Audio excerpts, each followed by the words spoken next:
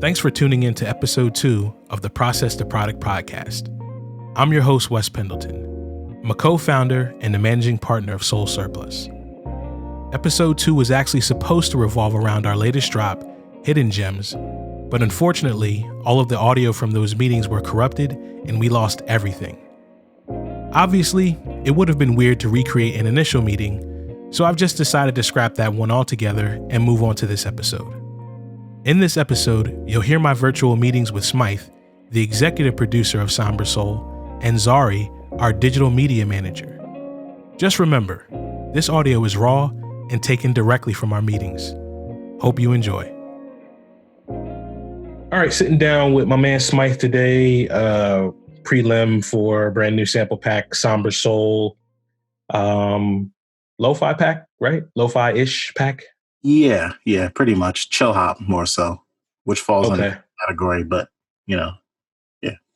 Got you. So when we first were talking about this, because you and I have been going pretty heavy with production for John Stockton, which pretty much falls into that category of like chill music, jazz hop, lo-fi, whatever, whatever the kids call it today, it kind of falls into that category.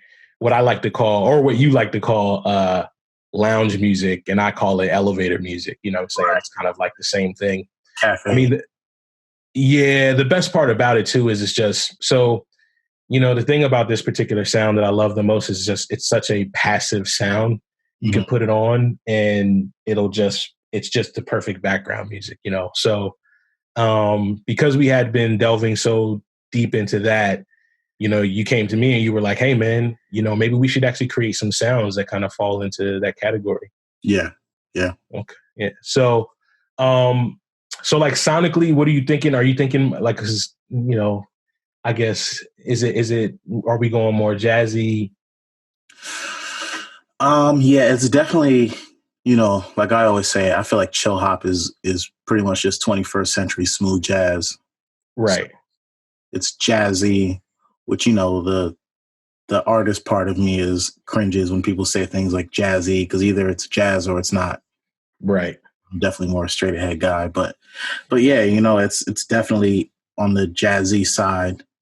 I mean, really, has jazz been jazz since jazz was jazz? You know what I'm saying? I mean, honestly, like if we're being real, like, reading I might be going too deep, but reading the autobiography of Miles Davis, no, it wasn't his autobiography. It might've been a quote, but he was saying how like jazz wasn't something that people in the culture called it. It was just black music, like jazz was really the start of people marketing it. And then of course, 40 years later, by the time you hit the mid to late 80s, it's something completely different. So digressing, but yeah, it's definitely gonna have those jazzy, like smooth jazz elements, like almost like Hidden Beach, Right. So you were telling me that you wanted to call it Somber Soul, so I'm guessing to kind of go in line with the chill, laid back sound, it's definitely going to be more on the blues side. Stylistically, It's not going to be like super, super bright. Right. I would imagine from a tempo standpoint, it's definitely slowed down a bit. Yeah. It's it's funny. Like I'm thinking maybe more like in the 80s, like probably, it's probably like in the 80s. As far as BPM. I think that while it's going to be slower, 80 to me isn't crazy slow, but I think it's the way that I'm going to have to play the bass lines that are going to like pick it up, but then also like the moodiness of it is going to kind of make it feel a little slower. So it's going to be sort of like a push pull in that way, upbeat enough.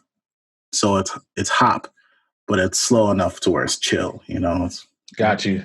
So it's more, I'm guessing you're talking like held out chords. Exactly. A little bit. Okay. Yeah. That totally makes sense. So like even the thing I love about packs like this, I always feel like the packs where we kind of go super to the point of what the pack is always lends itself more to translate from the audio side to the visual side. Mm-hmm. So there's already some visual elements that I think I'm going to be able to take from what you're telling me now. Yeah. You know, that Neo Tokyo look, you know what I'm saying? Yeah, absolutely. Yeah. Yeah. It's definitely going to be a lot moodier. I mean, it's called Somber, honestly, right. Somber Soul is it's a little sad, but I think, that's kind of like the vibe with a lot of chill hop, it's music for reflecting. Right. Yeah.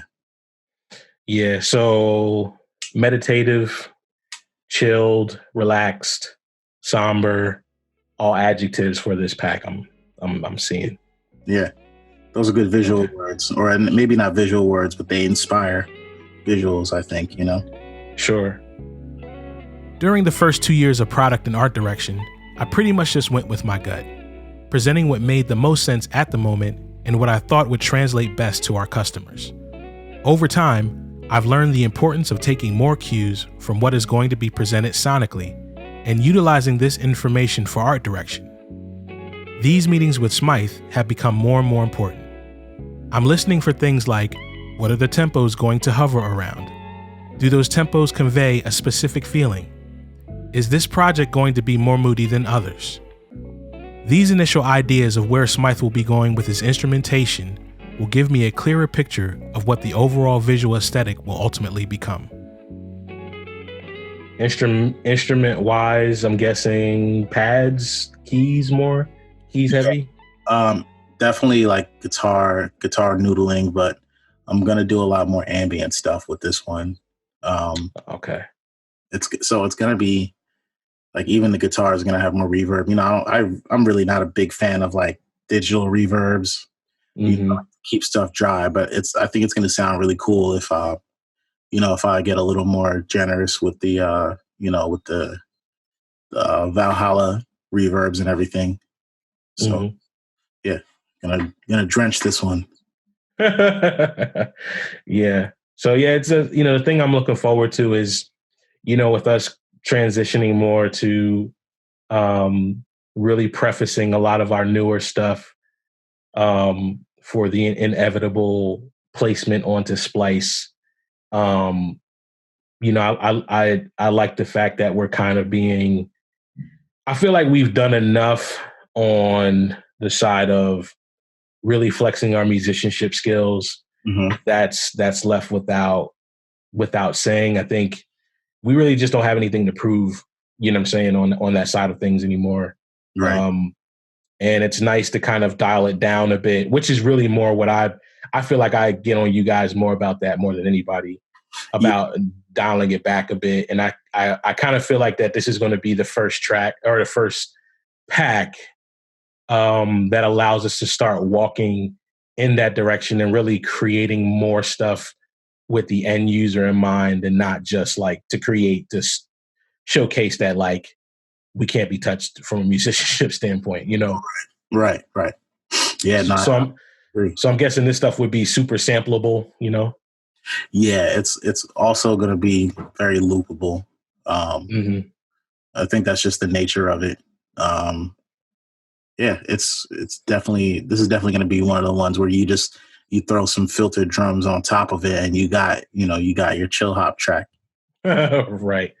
Yeah. One thing I will say, I do appreciate the fact that those guys, man, I love chill hop. I mean, chill hop really, they really inspired, us to step into John Stockton. We had those types of tracks on deck naturally because all of us, we do that stuff,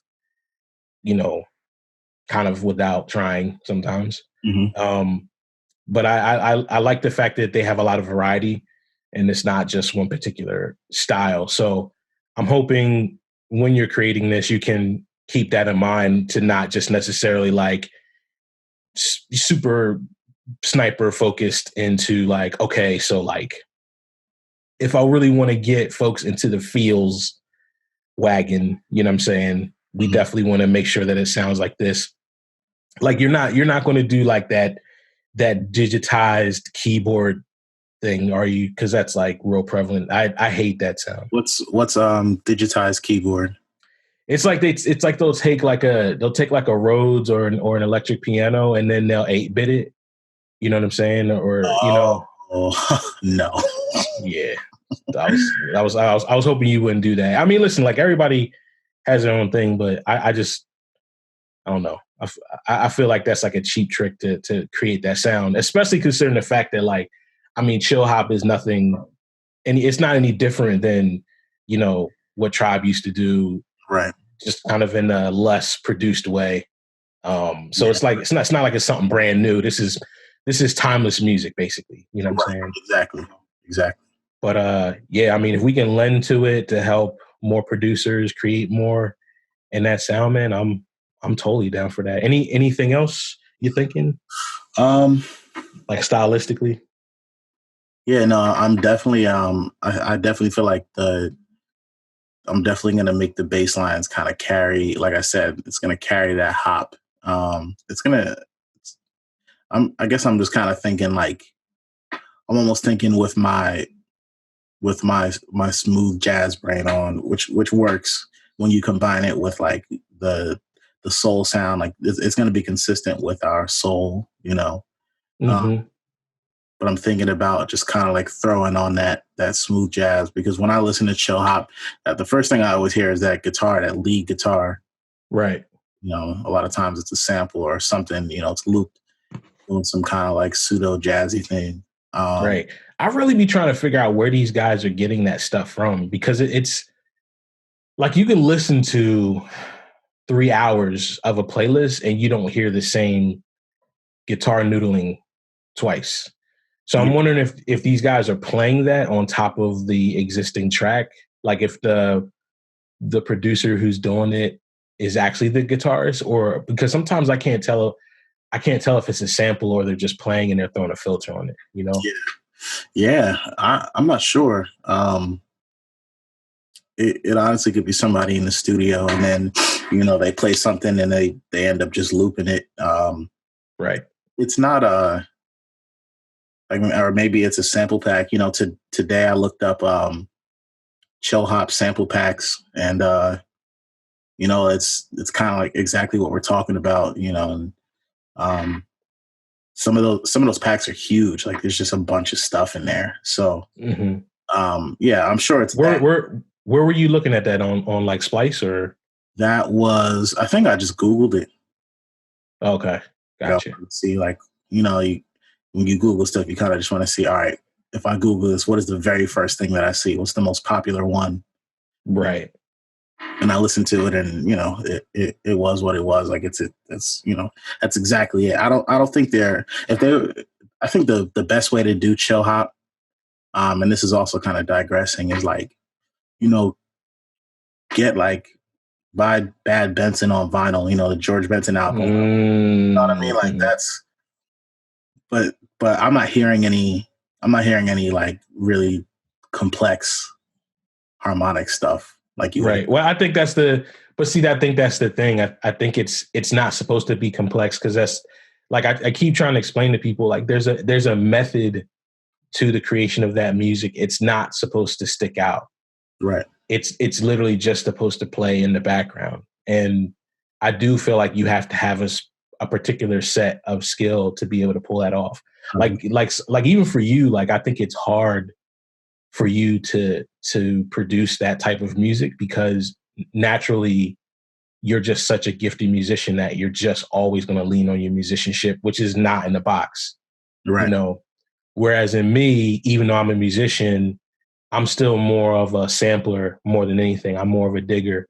And so I tend to like the loop a lot more heavy than you guys do. So for me, being able to find just like a real good groove and kind of, keeping it in the box that's perfect, So, so hopefully we can create some stuff that really more leans towards the latter more than, I don't want it to be too busy. Yeah. Like when I make the decision in my mind to just kind of just, loop it, keep it to 3 or 4 chords, then it becomes real easy for me. So yeah, okay. I don't think it's going to be a problem. There's probably going to be a few, dominant 7 sharp 5 chords, just kind of 2 of those in the pack, just because. But I'm going to keep it, minor 7, minor 9, keep it real, keep it real basic. Okay. All right. I think we're good. Yeah. Anything else you want to add, or? No, we're good. Yeah, I'm ready to get started. Okay. All right. Sounds good, man. I'll go ahead and try to get some of this audio annotated, and then I'm just going to connect with Zari just to talk over the specifics for visual aesthetic. I think maybe if you could shoot some demos over to me, cool. Then I can, go and talk to him, and we can figure out where to go from there. Dope. All right, cool. Well, I'll hit you up later today, man. All right. Peace. All right. Creating sample packs awards us the opportunity of drawing inspiration from multiple places. The team is able to replicate music from specific eras, different types of genres, and a plethora of moods. As a creative director, I'm also taking cues from those same places as it pertains to conveying a message to everyone that should stumble upon our products. These eras, genres, and moods often have a specific look, and we try to honor that as much as possible. Keying in on these subtleties often helps people who are browsing to basically hear with their eyes. It's like seeing a box of crayons from afar and your brain going into instant replay mode, recreating the smells of school from when you were a child. It's something that will never leave you. My job is to try to recreate that same feeling through art direction and video. All right, man. I'm here with Zari. We are discussing brand new sample pack, Somber Soul, that's coming out in a little while here. Just kind of having a sit down to discuss basically where we're going to be going from a visual standpoint. First and foremost, man, what's up? How you doing? I'm pretty good, man. How about yourself? I'm all right. We already had a pretty big meeting this morning. You know what I'm saying? Glad things back on track. You know what I'm saying? Right. So pretty much the sonic, or basically where Smythe was going with this particular pack was kind of more on the lo-fi side. So I'm thinking aesthetically, there definitely is kind of like a lo-fi, there's like a lo-fi look, I guess you could say, that, that is very common to the masses. Tends to be very illustrative, you know what I'm saying? Bright colors. Now, obviously, this joint is called Somber Soul, so it's a little bit more on the lo-fi moody side, which is common in lo-fi. It's, it's the feels, it's sad, all that stuff. So we're kind of going to go in that same direction visually. And I'm actually going to pull up some of these. I'm actually on YouTube right now and pulling up some of these images that are kind of in the vein of, where I'd like to go. So obviously, the first thing that always comes up if you're typing in lo-fi in like a YouTube or any type of search engine, you're probably going to come up with chilled cow or, chill hop or college music. And those guys are really leaning on kind of like that anime aesthetic. You know what I mean?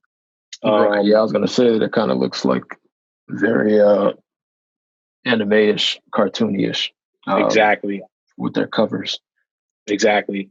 Now, obviously, I don't necessarily want to go, I don't want to go like the girl sitting in front of her, in front of her laptop computer. Yeah. Right. But I do like the aesthetic of kind of something that's more laid back, something I would prefer it. I'm actually sending you a link right now.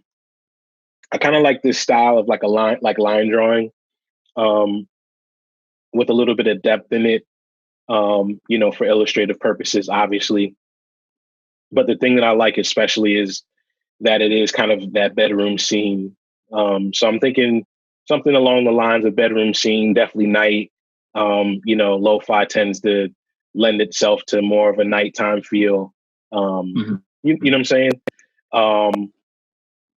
So I think that style is definitely going to be dope. I'm actually going to send you another joint that kind of falls into that same context as well. Just like that bedroom, study, chill, all those key terms that these guys like to use to just, to let you know, like, that, hey man, just to let you know, this is lo-fi. So, right. So I the second one I sent you, I really, really like how it looks. It's just really got that really clean illustrative feel to it. Even though it's more on the realism side, obviously you can tell it's still an illustration. So I'm thinking something in that vein. So we definitely want to probably try to, now this one is in the morning, it looks like the sun is coming up. So something a little bit more on the side of possibly more night. I think night will lend more of itself in that way. Anything you're thinking of off top? Like just not necessarily anything I'm thinking of. I'm just like, I'm already in the process of just like, looking at things on Shutterstock to see if I see something that's, possible for use. Right. Along the veins of the, bedroom illustration type. Don't see anything yet, but of course, I have to do my digging. Yeah, straight up. And go outside of Shutterstock as well at times too. So exactly. But I can definitely see as far as what angle you're trying to go with. Definitely something that I can take on and use that to find something, especially with the demos that you sent me from the YouTube links. Okay. Yeah, and I even like this look too, just that standard anime. Like if we can even find something standard anime look, I think that would even work well. But without a character. Oh yeah, 100%. Or I mean, listen, even with the character, that might even carry it over even more. But not necessarily of the not like a main person, but like this joint I just sent you, like there's a guy in it, but he's in the distance, technically in the picture. So he's like in the picture, but not really. And so also too, take into mind that we may not necessarily find something aesthetically illustrative, but we can find something in the vein of this style altogether. So obviously if we're talking about anime, the easiest place to go is like, nighttime Tokyo, or, what I'm saying, anything Japanese aesthetic is always going to work in that way. True. So I think even if you can't necessarily find something from an illustration standpoint, we can definitely lend on that side. We can lend to that side aesthetically. I definitely want to go a bit more colorful, but on the cool side. So blues, purple, darker reds, like, like a dark cherry or a maroon, and kind of just hover in that area. Also for the, and I think I want to start actually trying something new as well. I'm actually going to send you this clip. I really want to try to figure out a way to incorporate some type of like rain aesthetic as well. If that's, because I'm pretty sure that's not going to be necessarily readily available in the picture, because that would defeat the purpose of the picture, if there was rain. But I think you had. I mean, there's ways to actually put rain, like as far as a video standpoint. Yeah, that's more what I'm talking about, more on the video side. Over time, we've learned the importance of going with a few ideas to flesh out where we're eventually going to land. In the beginning, we thought that maybe we could go on an illustrative route, but ultimately, we ended up landing on the Tokyo night scene.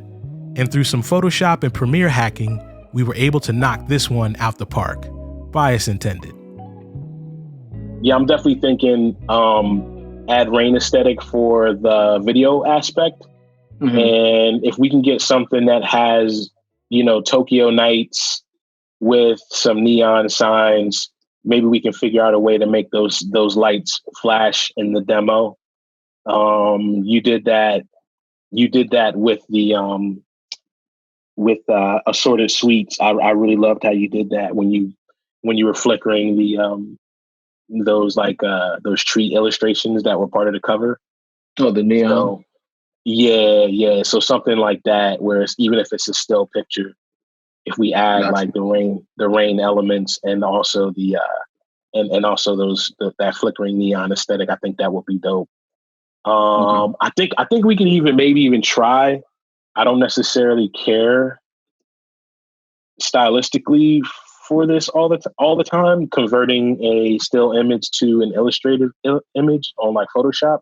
It seemed, for whatever reason, it never really conveys the fact that it looks like it's trying to be an illustration. You know what I'm saying? Mm-hmm. So might want to just keep it kind of like in that aesthetic. But also too, I think that the other thing that we need to start to take into consideration, because everything that we're going to be doing is going to eventually be porting over to Splice. To Splice. Yes, this will play so much better on that platform as well. So, any questions? Anything you think thinking about that you want to add, or? Yeah, no, that definitely that sounds like an idea. I'm going to try to look into. I know I saw something the other day when I was just like browsing around and practicing like Photoshop stuff. Mm-hmm. I saw stuff that you can actually like I think it's called Action on Photoshop. Okay. So basically what it does is like, you take a still image and you download these actions, and the action like pretty much it'll show you what it'll look like in the end as far as like a demo. And then when you hit the action, it literally takes all of the Photoshop steps for you and turns it into, it's pretty crazy. And it turns it into like, there was like a cartoony one, and I tried it and it came out pretty cool. I think it depends on the image though. Right. But the image that they used, they actually were able to turn that guy into like almost like a comic book looking cartoon character. Really? So yeah, it's these like pretty much like actions. There's steps, and it literally goes through every step as it's doing it. And you just have to keep hitting like enter or OK, and then it'll finalize itself. Sounds like a ramp killer. Yeah, you think the fans are going off now? A little bit. But I think I'm gonna try to take a couple of the like downtown Tokyo, or like even the walking areas with the neon lights and stuff, and take a couple pictures and see what I can do with the that Photoshop effect. Okay. See how so let's try three separate images. Let's try like downtown Tokyo with like people on the streets type of downtown Tokyo. Mm-hmm. Let's also try obviously bedroom, with lights.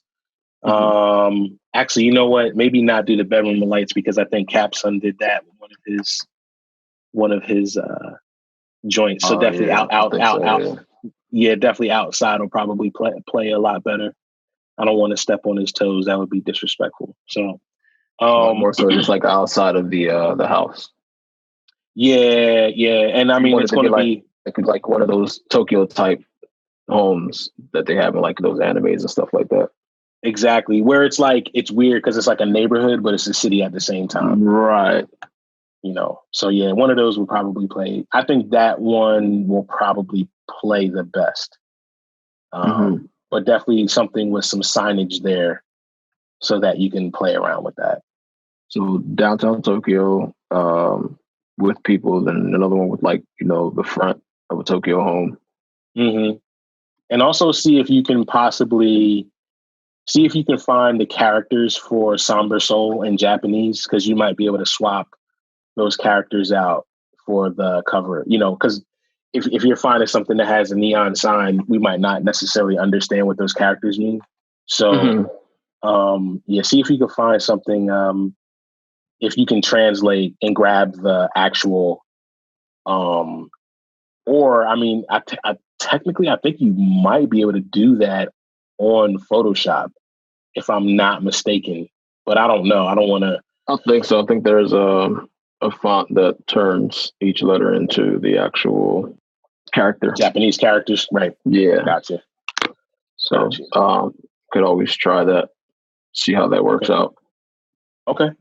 All right. Cool.